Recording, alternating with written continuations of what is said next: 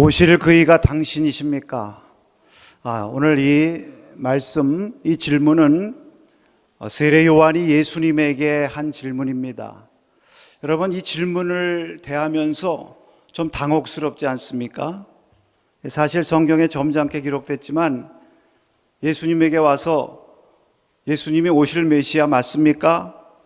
이렇게 질문을 받을 때에 예수님은 얼마나 당황스러우셨겠습니까? 이 질문 속에는 예수님에 대한 의심까지는 아니더라도 의구심, 예수님이 정말 메시아 맞아? 이러한 의구심이 포함되어 있습니다. 우리가 좀 의아스럽고 당황스러운 것은 원래 처음에 세례 요한이 예수님에 대해서 어떤 자세를 가졌었는가, 그것을 보면 어떻게 사람이 이렇게 바뀔 수가 있지 하는 생각을 하게 됩니다. 누가복음 3장 15절에서 17절의 말씀을 한번 읽겠습니다. 백성들이 바라고 기다림으로 모든 사람들이 요한을 혹 그리스도신가 심중에 생각하니 요한이 모든 사람에게 대답하여 이르되 나는 물론 너에게 세례를 베풀거니와 나보다 능력이 많으신 이가 오시나니 나는 그의 신발끈을 풀기도 감당하지 못하겠노라. 그는 성령과 불로 너에게 세례를 베푸실 것이요 손에 키를 들고 자기의 타작마당을 정하게 하사 알곡은 모아 곡간에 들이고 죽정이는 꺼지지 않는 불에 태우시리라. 많은 사람들이 세례 요한이 훌륭하니까 세례 요한이 오시리라고 예언하신 메시아인가 보다. 그때 세례 요한이 분명히 얘기하죠. 내가 아니다. 내 뒤에 오시는 분이 그분이시다. 마태복음에 보면요, 예수님이 세례받으러 요한에게 가시니까 요한이 내가 당신한테 세례받아야 되는데 어떻게 나한테 오십니까? 요한복음에 보면 보라 세상 죄를 지고 가는 하나님의 어린 양이로다, 이렇게 예수님을 증거하면서 사람들에게 내가 일전에 내 뒤에 오시는 분이 나보다 높고 나보다 크신 진짜 메시아다, 그렇게 전했는데 이분이 바로 그분이다, 이렇게 담대하게 확신을 가지고 예수님을 전하던 사람이 세례 요한입니다. 그런데 그런 세례 요한이 오늘 말씀 보니까 예수님에 대한 의구심을 가지고 제자들을 예수님께 보내서 당신이 오실 메시아 맞소? 아니면 우리가 또 다른 사람을 기다려야 됩니까? 여러분, 좀 당황스럽기도 하고 실망스럽기까지도 한 이러한 모습, 이것을 우리가 어떻게 이해해야 될까요? 우리가 여기서 한번 기억해야 될 것이 있습니다. 여러분, 성경에 훌륭한 인물들이 많이 있습니다만 사실 성경의 그 인물들도 우리와 똑같은 성정을 갖고 있기 때문에 저들도 때로는 의심에 사로잡히게 되는 것입니다. 세례 요한이 참 훌륭하긴 하다 할지라도 세례 요한도 때로는 예수님에게조차 의구심을 갖는 것, 어떻게 보면 참 인간적인 모습이죠. 여러분, 성경에 아브라함, 야곱, 다윗, 엘리야, 베드로, 이런 분들 가만히 보면요, 저들도 다 뭐 완벽하고 거룩하고 모든 면에서 은혜 충만 성령 충만한 것이 아니라 때로는 범죄하기도 하고 또 때로는 실수하고 분노하고 시기 질투하고 어떤 때는 상처를 받아서 낙심에 빠지기도 하고요, 또 우울에 빠져가지고 나 죽는 것이 차라리 낫겠다, 나 좀 죽여주시옵소서 뭐 이러기도 하고, 또 자기 살겠다고 마누라가 아니라 뭐 내 아내가 아니라 예를 들면 내 누이입니다 이렇게 거짓말하기도 하고요. 여러분, 이것이 참 신앙의 위인들의 모습인데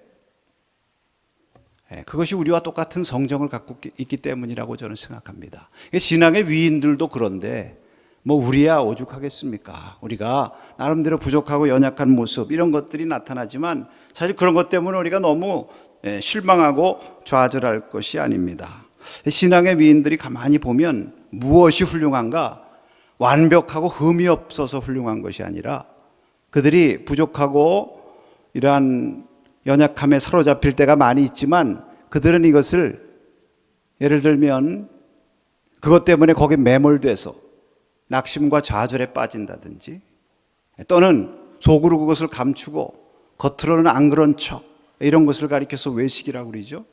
그러한 외식에 빠진다든지 그러지 않고 이것을 믿음으로 해결하려고 했다는 것입니다. 때로는 질문하기도 하고, 또 때로는 탄식하기도 하고, 때로는 회개하기도 하고, 때로는 하나님의 도우심을 구하면서 어떻게든지 하나님 의지하고 하나님의 도우심을 힘입어서 이 문제를 해결하려고 했다 하는, 여기에 신앙인들의 훌륭한 점이 있다, 이렇게 말씀드릴 수가 있습니다. 여러분, 오늘 이 세례 요한도 이런 의구심을 가졌다고 하는 것, 사실 인간의 성정상으로 볼 때에 그럴 수 있죠. 아무리 훌륭한 분이라고 할지라도. 우리가 주목해 봐야 될 것은 이러한 의구심을 세례 요한이 어떻게 극복하는가 하는 것입니다. 여러분, 성경에 보면 바리새인들이 예수님에 대해서 의구심을 가졌습니다. 그런데 이 사람들은 그 의구심을 해결하는 쪽으로 가지 않고 불신과 배척하는 쪽으로 갔습니다. 반면에 세례 요한은 이것을 해결하려고 했죠. 그것이 오늘의 질문입니다. 오실 그이가 당신입니까? 그러니까 여기에는 어떤 의구심 같은 것이 담겨 있는 것이기도 하지만 동시에 한번 예수님 앞에 이 문제를 놓고 해결을 해야 되겠다. 자, 우리가 먼저 좀 생각해 봐야 될 것이 있어요. 이 세례 요한 같은 분이 어떻게 이런 의구심을 갖게 되었는가? 이것을 살펴보는 것은 우리도 그러한 문제에 봉착하기 때문에 여기서 우리가 배워야 될 귀한 교훈이 있기 때문입니다. 세례 요한이 먼저 환난 가운데 있었기 때문에 그런 의구심에 빠졌다고 볼 수가 있습니다. 여러분, 지금 세례 요한이 어디에 있는가 하면 옥중에 있죠. 누가복음 3장 19절 이하에 보면 헤롯 왕이 자기 동생 아내를 자기 아내로 만난 이 문제 때문에 세례 요한이 책망하죠. 사실 틀린 얘기한 거 아닙니다. 한 나라의 왕쯤 되면 도덕적으로 바로 서야죠. 어떻게 자기 동생 아내하고 결혼을 합니까? 틀린 얘기한 거 아닌데 그것 때문에 옥에 갖다 가둬놨어. 옥에 갇힌 것도 힘든데 자기 뭐 크게 잘못한 것도 없이 누명을 갖다 씌워서 갇혀놨으니 얼마나 힘듭니까? 그런데 그런 어려움 가운데 있는 자신에 대해서 예수님이 그래도 오실 메시아시잖아요. 백성을 구원하실 분이신데 그거 대놓고 공개적으로 왜 세례 요한 같이 의로운 사람 옥에다 갖다 가뒀느냐, 뭐 이런 말 한 말씀 하셔서 거두신다든지 좀 관심을 가져주신다든지, 그러면 좀 좋겠는데 한마디 없이 자기 길 가시는 거예요. 그래서 좀 서운하겠죠? 여러분, 이런 문제들이 의구심을 갖게 하는 것입니다. 여러분, 우리도 마찬가지. 우리 가운데 이 어려움이 올 때 의심도 함께 찾아옵니다. 왜 나에게 이런 어려움이 생기는가? 왜 사람들은 이러한 나의 처지에 대해서 전혀 관심이 없지? 이러면서 자꾸 하나님에 대해서, 주위에 대해서 의구심을 갖게 되죠. 제가 일전에 어느 한 성도님 신방을 갔습니다. 이분은 갑자기 찾아온 어려움으로 말미암아 낙심 가운데 있었어요.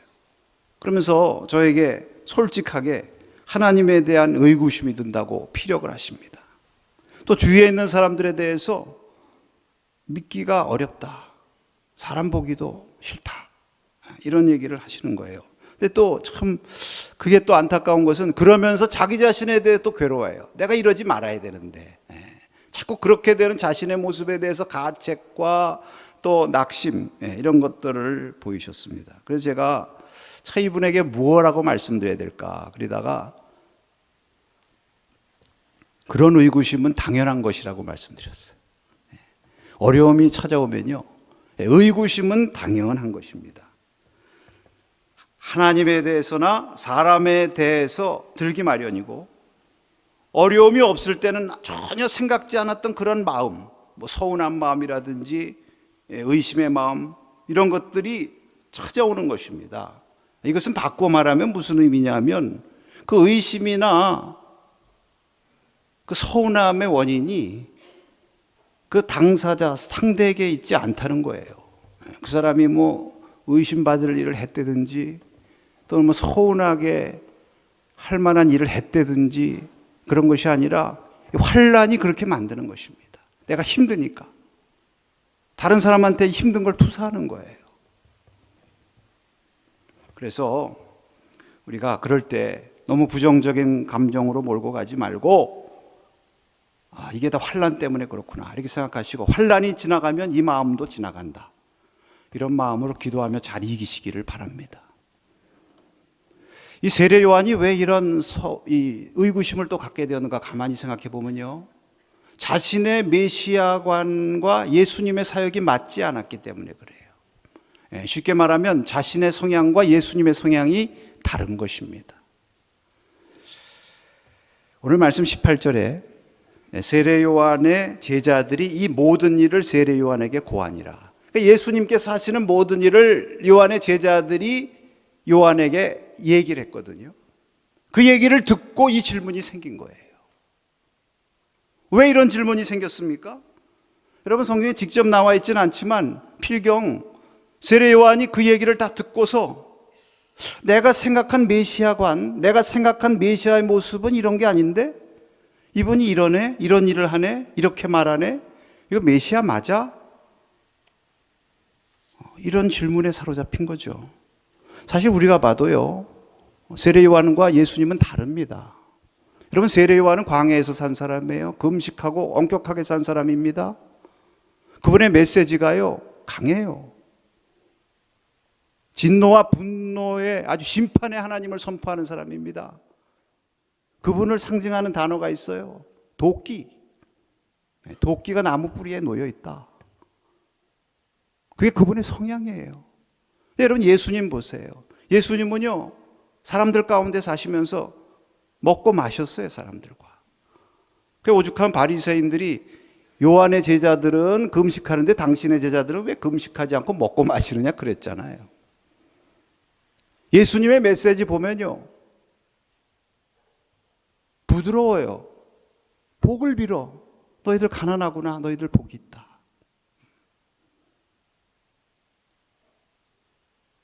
하나님께서 나를 보내신 것은 이 가난하고 죄 많이 고통과 질병 가운데 고통당하는 이들에게 은혜의 복음을 전하기 위해서 나를 보내주셨다. 그 예수님의 메시지를 상징하는 단어는 은혜예요.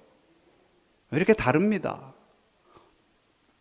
그런데 이런 차이에 대해서 요한이 처음에 잘 깨닫지 못한 거예요. 자신의 성향대로 보는 것입니다.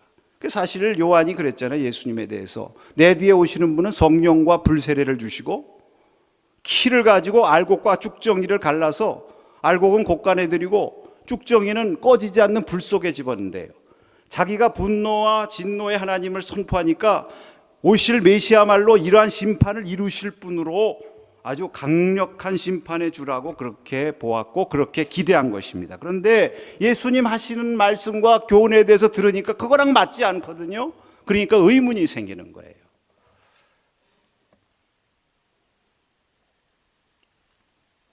예수님이 좀 유약한 것 같지 않아? 저래가지고 사람들 구원할 수 있겠어?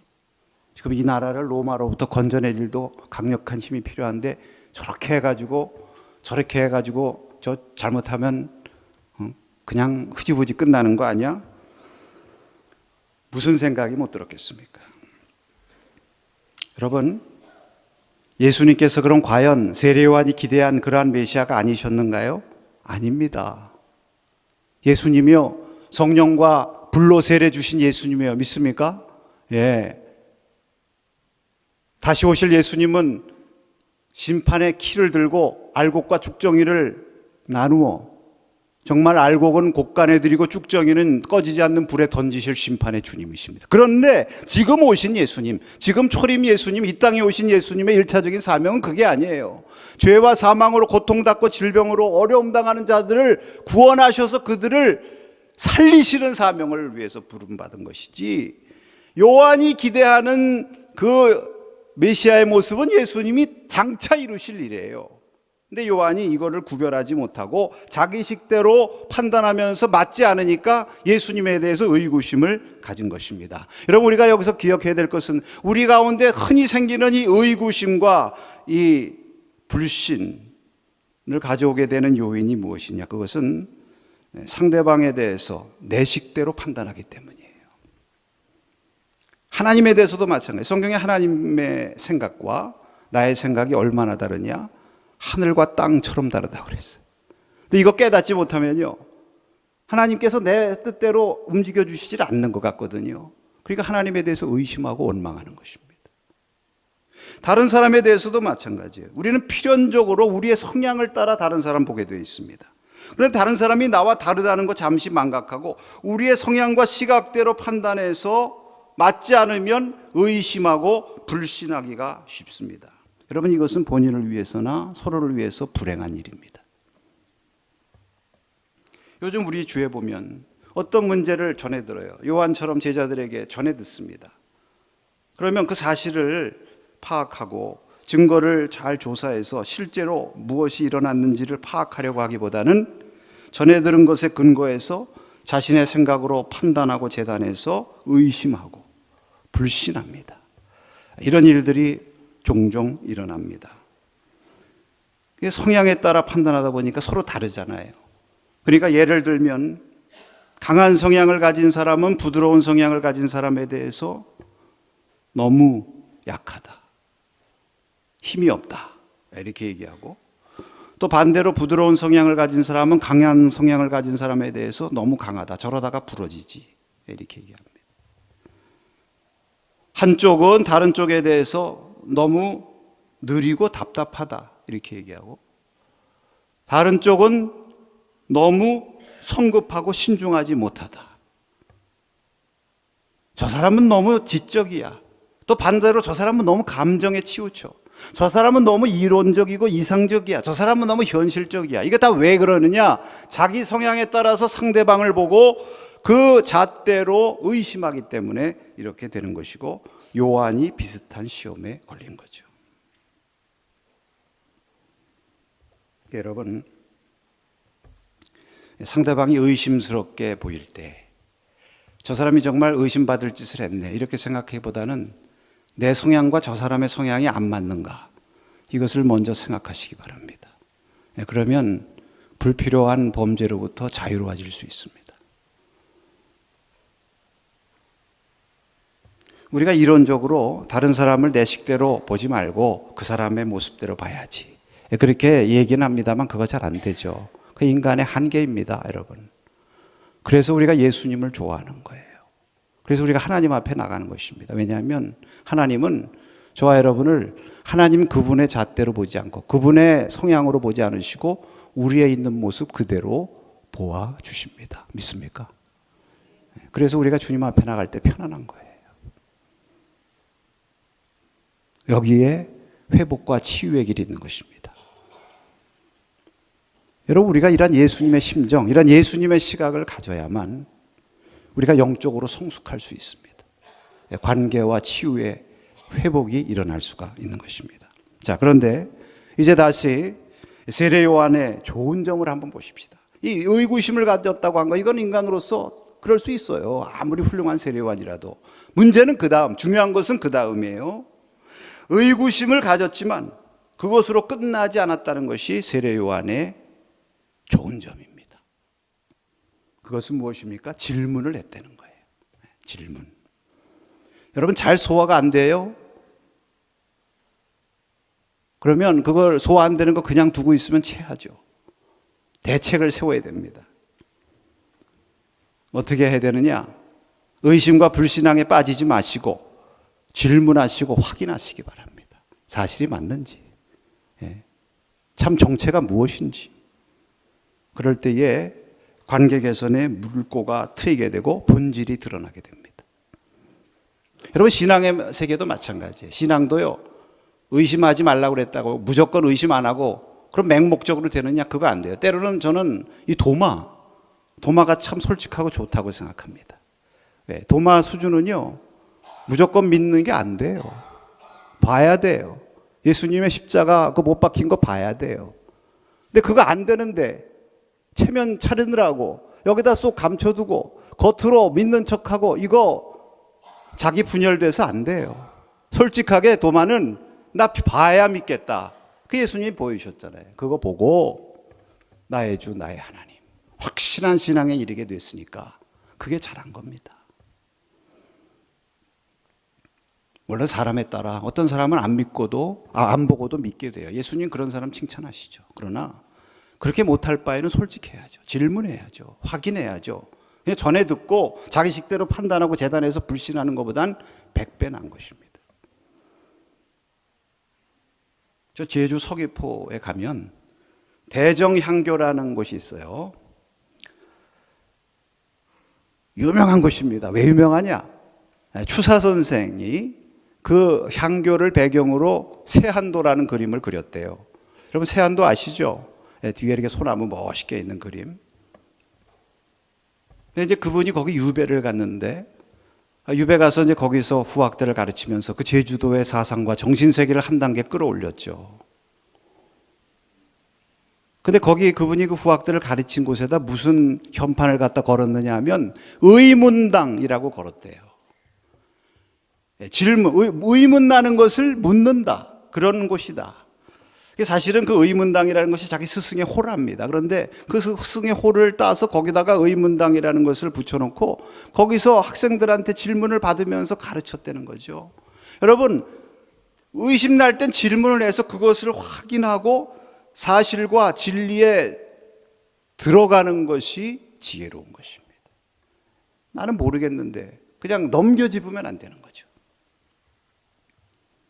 사람에게 늘 기대와 확신만 있는 것은 아닙니다. 하나님에 대해서나 다른 사람에 대해서도 때로는 실망과 의구심에 사로잡힐 때가 있고 또 기대와 실제가 차이가 나서 혼란스러울 때가 있어요. 기대를 했는지 기대했던 메시아가 아니네. 내가 기대했던데 기대했던 분이 아니네. 참 실망스럽다.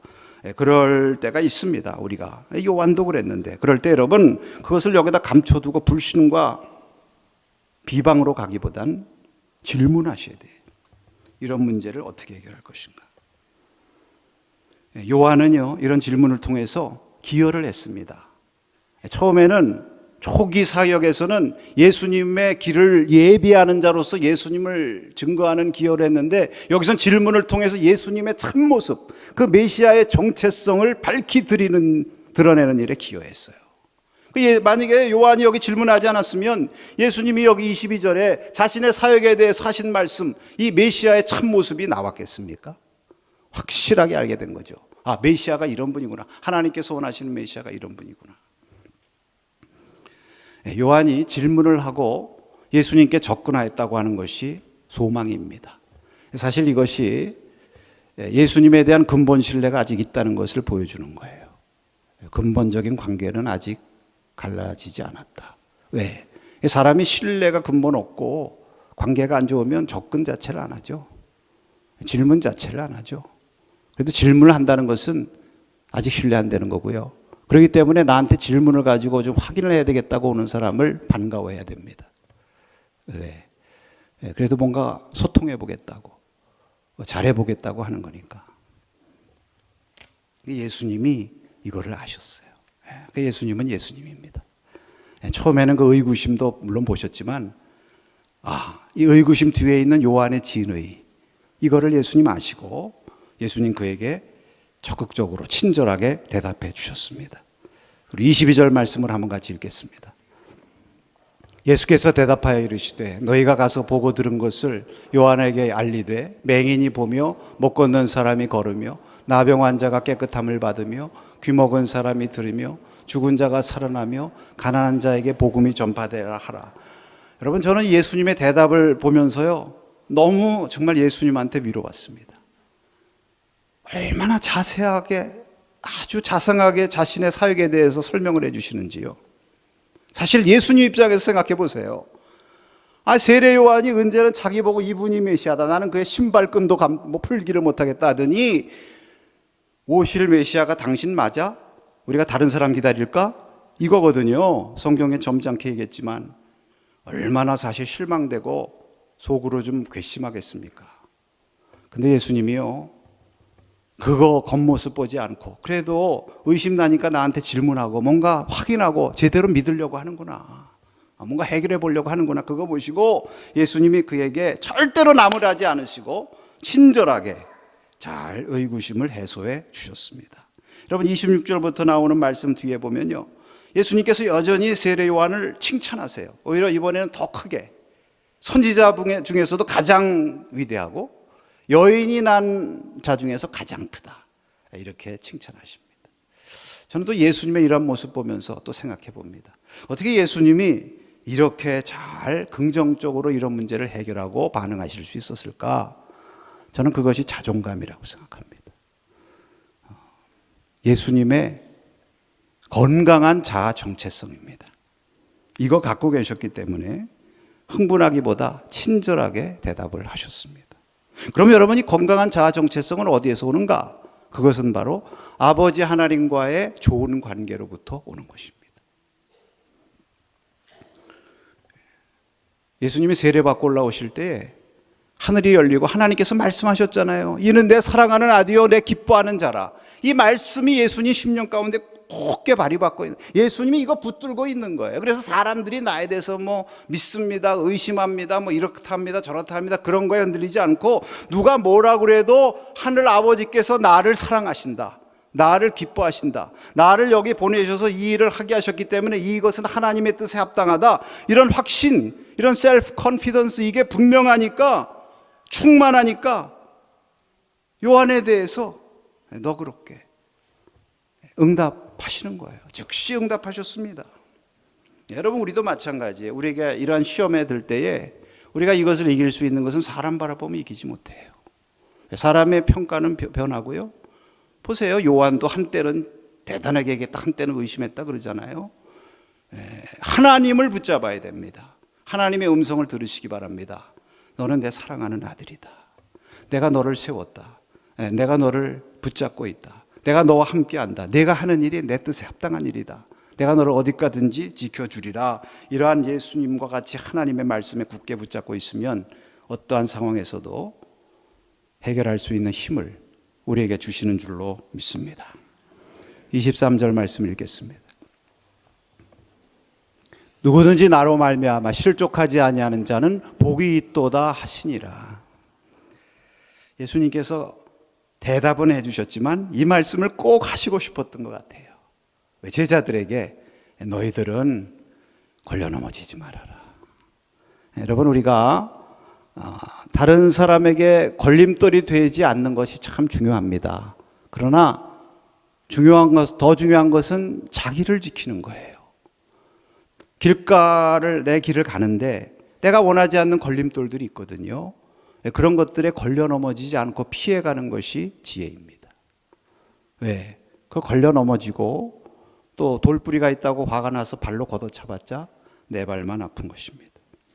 여기 실족한다고 하는 말은 헬라어로 스칸달론이라는 말인데, 유대에게는 꺼리낌이요 라는 스칸달론과 같은 어근의 말입니다. 이 스칸달이라는 말에 영어에 스캔달이 나왔죠. 이 말의 의미는 자기가 신뢰하고 복종해야 할 자를 불신하기 시작한다, 이런 뜻입니다. 걸림돌이 된다, 걸려 넘어진다는 것은 무엇이냐면 자기가 신뢰하고 믿고 따라가야 자기 삶에도 행복이 있고 좋은 영향력이 끼쳐요. 그런데 그런 사람을 의심하기 시작하는 것이 걸려 넘어지기 시작하는 것입니다. 집에서 엄마 아빠 믿고 신뢰하고 따라가야죠. 그런데 엄마 아빠가 의심되기 시작하면 이건 걸림돌이 되는 거예요. 학교에서 선생님 믿고 따라가야죠. 그런데 선생님이 거짓말같이 보이고 선생님이 도둑놈 같이 보이면 걸려 넘어지기 시작하는 거예요. 교회에서도 마찬가지예요. 목회자를 향해서도 그렇고, 나라도 마찬가지예요. 대통령이나 위정자들을 신뢰하고 따라가야 되는데 믿지 않게 되면 이게 또 걸려 넘어지기 시작하는 거 아니겠습니까? 우리가 흔히 서로 행하는 것 가운데 연결되어 있는 것 가운데 이 판단과 신뢰라는 것이 있습니다. 이 판단과 신뢰는 서로 연결되어 있어요. 좋게 판단되면 신뢰가 되고 안 좋게 판단되면 신뢰가 안 되고 그렇잖아요. 그런데 여러분, 세상에선 세상 사람들은 어떻게 하느냐면 판단을 먼저 하고 그 다음에 신뢰합니다. 판단해봐서 믿을만하고 마음에 들면 신뢰한다는 거죠. 그런데 주님의 은혜의 세계에서는 어떻게 하느냐면 먼저 신뢰하고 그 다음에 판단합니다.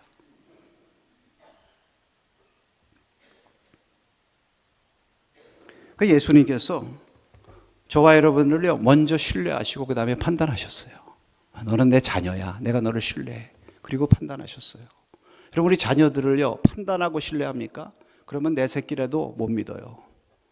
판단하면 다 걸리는 것입니다. 그런데 내 자녀고 내 새끼라고 내가 먼저 믿고 그 다음에 판단하기 때문에 모든 게 용납되는 거예요. 자신에 대해서도 마찬가지예요. 여러분, 자존감이 강하고 자존감이 약하다는 말이 무슨 말입니까? 내 자신에 대해서 먼저 나를 판단하고 너 믿을만해? 그럼 내가 너 믿어줄게. 그러면요 이건 힘들어서 못 사는 겁니다. 그런데 먼저 여러분, 자존감이 강한 사람들은요, 자신을 셀프 컨피던스, 자신을 먼저 믿어요. 무슨 일이 있어도 너는 잘할 수 있어. 먼저 믿고 그 다음에 판단하기 때문에 그 다음에 하는 것에 대해서 긍정적인 평가가 나오는 것입니다. 여러분, 믿음이라는 것이 이렇게 중요한 것입니다. 고린도전서 1장에 보면 그리스도의 십자가의 도가 유대인에게는 꺼리낌이요 헬라인에게는 어리석음이라고 그랬습니다. 그런데 믿는 우리에게는 하나님의 능력이요 하나님의 지혜라고 말씀하셨습니다. 똑같은 십자가의 도예요. 십자가의 도가 다른 도가 아닙니다. 똑같은 도인데 믿는 사람에게는 그것이 능력이고 지혜인데 믿지 않고 밖에 있는 유대인들, 헬라인에게는 그게 꺼리낌이고 어리석음이에요. 그만큼 먼저 믿는 것이 중요한 것입니다. 예수님께서, 하나님께서 저와 여러분을 먼저 믿어주셨습니다. 믿습니까? 그리고 우리 있는 모습 그대로 받아주시고, 그래서 우리가 때로는 의심에 사로잡히지만 의심을 이길 수 있는 힘을 우리에게 주셨습니다.